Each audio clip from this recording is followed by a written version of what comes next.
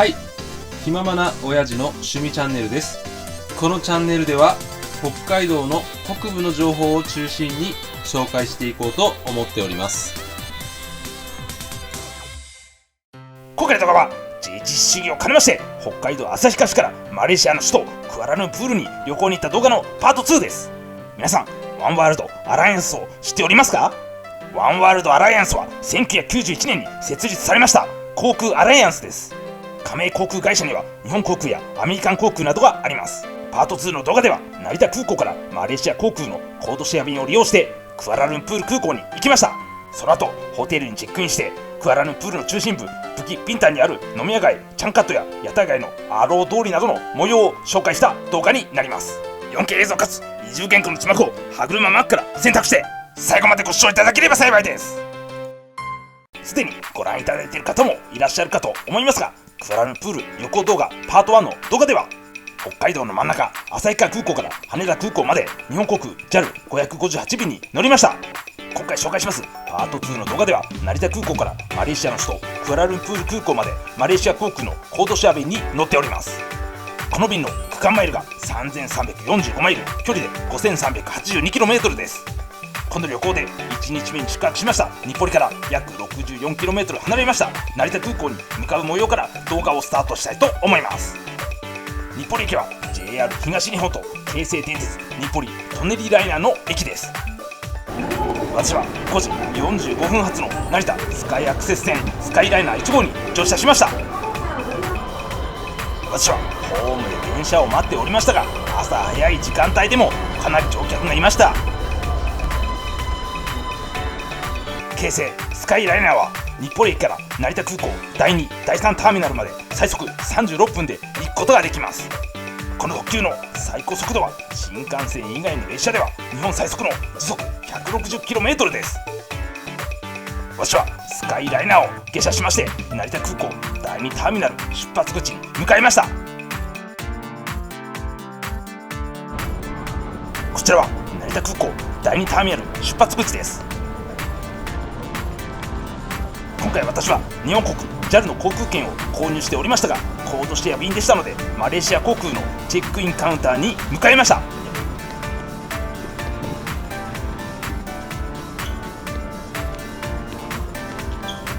私はビジネスクラスチェックインカウンターでチェックインしました。前回ハノイ旅行の動画で成田空港の両替所でのベトナムドンのレートについて紹介させていただきました。今回はマレーシアの通貨でありますリンギットのレートを確認しましたので紹介させていただきます。この両替所のレートは2022年12月下旬で1リンギットを買うために 34.2 円必要になります。ちなみにクアラルンプールでレートが良い両替所では1リンギット 30.5 円でした。ただクアラルンプール空港の両替所のレートもあまり良くないですので、一部ここで両替しても良いと思います。私はチェックインを済ませ両替所を確認した後出国審査場に向かいました。私は出国審査場に入る前にフライトボードを眺めておりました。海外旅行に行くときこれを見ますと、これから飛行機に乗るんだと実感が湧きますね。出国審査場を通過した後、目の前に日本航空のラウンジがありました。成田空港には日本航空 JAL 桜ラウンジとファーストクラスラウンジがあります。各ラウンジの利用基準はこちらに示した通りです。私はどちらのラウンジにも利用することができますので、まず桜ラウンジに行きました。桜ラウンジは窓が広くて開放感がありましたね。こちらは桜ラウンジダイニングのメニューです。私は今回ファーストクラスラウンジで食べることができない牛丼と杏仁豆腐を注文しました。こちらで熱々の牛丼を出してくれました。私は JAL の飛行機を眺めながら食べました。牛丼も杏仁豆腐も美味しかったです。私は桜ラウンジで食事した後ファーストクラスラウンジに行きました。日本航空 JAL ファーストクラスラウンジの中の様子です。落ち着いた雰囲気でゆっくりくつろげました。日本航空 JAL ファーストクラスラウンジには寿司カウンターがありまして、職人さんが寿司を握ってくれます。食事メニューの注文やシャワーの予約はテーブルにあります QR コードをスキャンして右の画面から注文や予約ができます。全てのメニューを載せておりませんが、これらのメニューをいくらでも食べることができます。私は黄色の枠のメニューを注文しました。最初にいただいた料理はお寿司とラーメン、 JAL 特製のカレーライスでした。人気ラーメン店アフリのコラボしたゆず塩ラーメンはさすがの味で美味しかったです。 JAL の特製カレーライスは間違いないですね。最後にこちらのデザートを食べましたが、甘くて美味しかったです。今回は利用しておりませんが、 JAL ファーストクラスラウンジのシャワー室は設備が良いのでぜひ利用してほしいです。私は日本航空 JAL 桜ラウンジとファーストクラスラウンジに行った後、81番搭乗口に向かいました。途中免税店やお土産屋さんの横を通過しました。歩くエレベーターを歩きましたが、81番搭乗口まではかなり遠かったですね。この辺りにも免税店などがありました。左側には牛丼の吉野家がありました。81番搭乗口前にはかなりの乗客が座っておりました。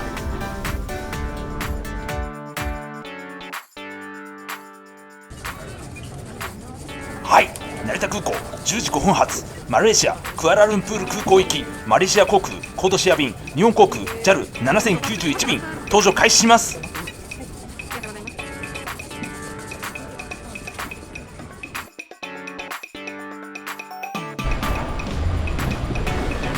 今回登場しましたマレーシア航空の便ですが、男性の CA さんが結構いましたね。私はエコノミークラスのこちらの窓際席に座りました。今回登場しましたエコノミークラスの座席には USB 電源やコンセントもありました。これから成田空港を離陸します。徐々に加速していきます。成田空港からマレーシア航空コードシェア便日本航空 JAL7091 便マレーシアクアラルンプール空港に向けて離陸しました。この便の飛行ルートは成田空港から途中沖縄や台湾ホーチミン付近の上空を飛行してクアラルンプールに向かうルートです。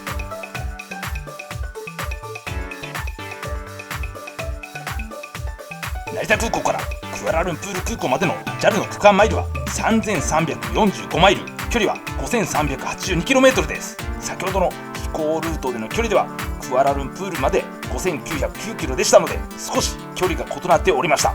どちらの距離が合っているんでしょうかね。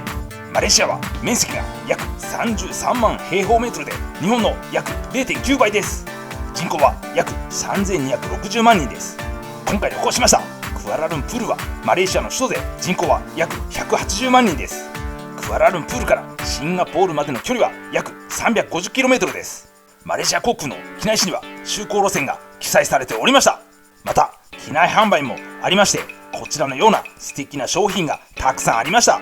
マレーシア航空でも有料ですが、機内で Wi-Fi を使用することができます。ただ一番高いプランでも使い放題ではありませんでした。 LINE などで写真を送受信したりしますと上限にすぐ達して使用できなくなってしまいます。成田空港を出発して約 700km あたりの岡山上空付近で機内食が出てきました。メイン料理は魚料理を選択しましたが、味付けも良かったです。その他の料理も食べましたが美味しかったです。クアラルンプール空港までの距離が 1487km、 残り2時間でしたが、ベトナムホーチミン付近上空を飛行しました。私は過去にホーチミンに旅行した動画も作成しております。概要欄にリンクを載せておりますので、ぜひ視聴いただければと思います。クアラルンプール到着1時間20分ぐらいでおにぎりが出てきました。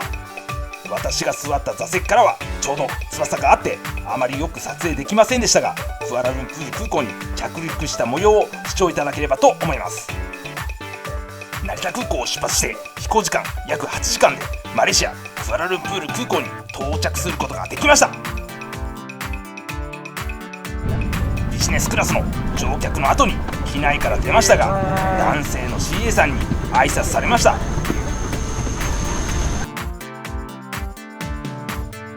こちらはクアラルンプール空港のサテライトターミナルになります。入国審査場がある場所はメインターミナルになります。メインターミナルに行くためにはエアロトレインを利用します。エアロトレインの乗り場まで移動しました。こちらがエアロトレインの乗り場です。私は少し待ってエアロトレインに乗ることができましたが、かなり混雑しておりました。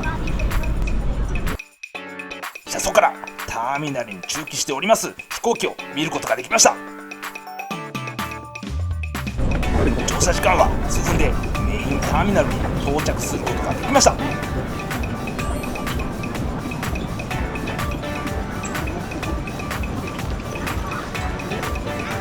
私は入国審査場までの道が分かりませんでしたので、他の乗客が歩いていく方向についていきました。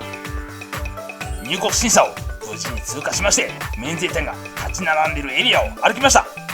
しばらく歩きますと手荷物受け取り所がありましたので、こちらでスーツケースをピックアップしました。私はスーツケースをピックアップした後、到着ホールに向かいました。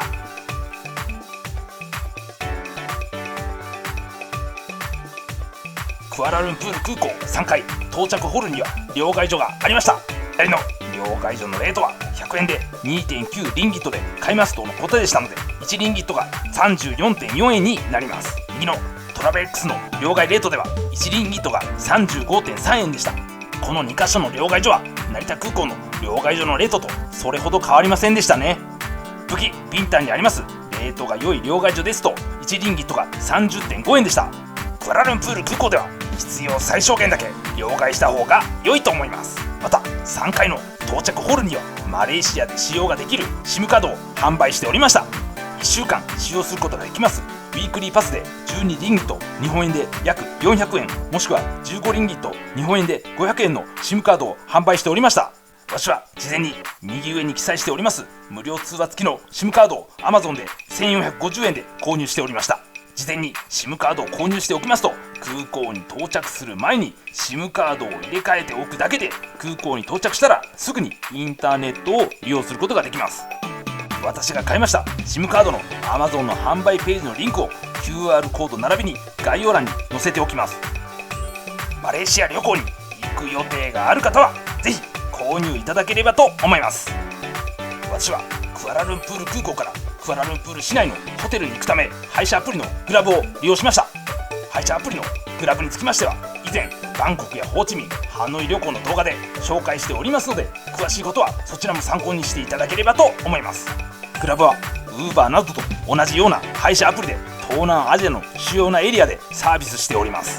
メリットは現地語がわからなくても GPS の位置情報から目的地を検索することができます。また事前に料金が分かり、現金に加え登録したクレジットカードで決済することができるんです。私はグラブで配車した車を待ち合わせるため3階到着ホールの外に出ました。グラブの待ち合わせ場所は3階ではなく2階とのことでしたので、到着ホールの下の階に行きました。配車予約をしてから10分程度でドライバーを無事に見つけることができました。クアラルンプール空港からクアラルンプール市内の中心部ブキ・ビンタンにありますホテルまでの距離は約 57km でした。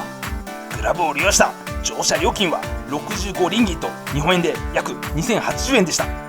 57km 乗って約2080円なら日本のタクシー料金よりもかなり安いんじゃないかなと思いました。はい、それではクアラルンプール空港からクアラルンプール市内に向けて出発します。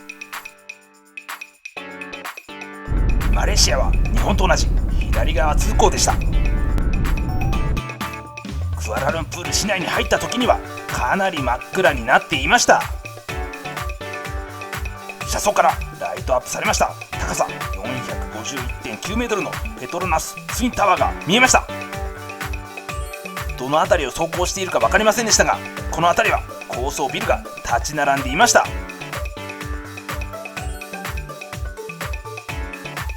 クアラルンプール空港からグラブを利用して約1時間でクアラルンプールの中心ブキ・ビンタン近くにありますバーダントヒルホテルに到着できました。私が今回クアラルンプール旅行で宿泊したホテルは4つ星ホテルのバーダントヒルホテルです。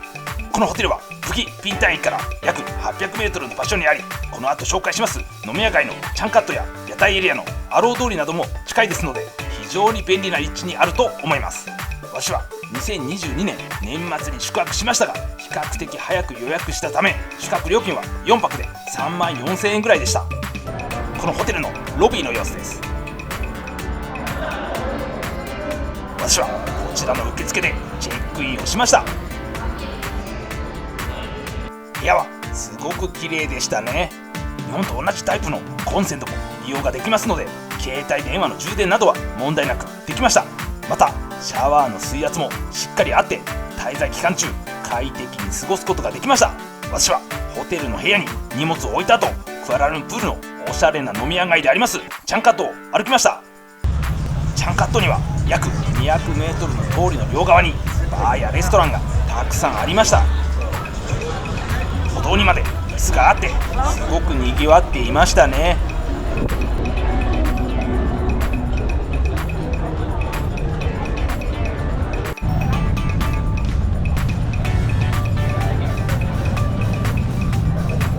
チャンカットを通り過ぎたところに KK スーパーマートというコンビニエンスストアがありました。その横に両替所がありました。こちらの両替所のレートは1リンギットが 31.1 円で、レートは良かったです。私は両替所で両替した後、クアラルンプール最大の屋台街でありますアロー通りに行きました。私はアロー通りを午後9時頃歩いておりましたが、マレー料理や中国料理、タイ料理、果物を売っている屋台などのお店がたくさんありました。お店の外にまでテーブルや椅子がたくさんありましたが、どのお店も混んでおりました。私はアロー通りの一番奥にありますこちらのレストランで夕食を食べました。このお店は偽ミッキーの屋台で人気があるお店だそうです。こちらのレストランにはいろいろなメニューがありましたが、一人旅でしたので赤色の枠のメニューを注文しました。マレーシアはアルコールの税率が高いみたいです。私は今回デンマークのビール会社のカールズバーグの大ビール26リンギット、日本円で約830円を注文しました。最初に食べた料理はマレーシアの焼き鳥でありますサテです。値段は10ピース16リンギット、日本円で約510円でした。味は甘辛く美味しかったです。タレはピーナッツが入っておりまして、つけて食べたらスパイシーでした。次に食べた料理はマレーシアの名物料理でありますホッケンミー12リンギット、日本円で約380円です。焼きうどんのような感じでしたが、タレの味が染み込んでいて癖になる味だと思いました。最後に食べた料理はこのお店の名物料理であります手羽先4ピースで16リンギット、日本円で約510円です。味は照り焼きの味で炭火で焼いておりますので、とても香ばしくて美味しかったです。チリソースのタレはかなりスパイシーでしたが、このタレにつけても本当に美味しかったです。これで今回の動画は以上になります。アロー通りで食事をした後、ホテルに帰る途中、先ほども少し紹介しましたクアラルンプールの飲み屋街チャンカットを歩いた映像を見ていただきながらエンディングにさせていただきます。今回の動画では東京の日暮里から京成スカイライナーで成田空港に移動しております。成田空港では日本航空 JAL 桜ラウンジ並びにファーストクラスラウンジの様子を紹介させていただきました。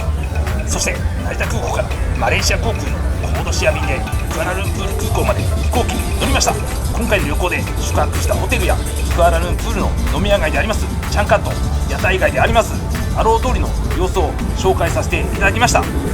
今後作成予定のパート3の動画ではオプショナルツアー専門サイトのウルトラを利用したクアラルンプール市内観光の様子並びにクアラルンプール市内にあるジムなどにつきまして動画を作成していこうと思っております。もし作成された時にはそちらの動画もぜひご覧いただければと思っております。今後も北海道の北部の情報を中心に紹介してまいりますので、チャンネル登録よろしくお願いいたします。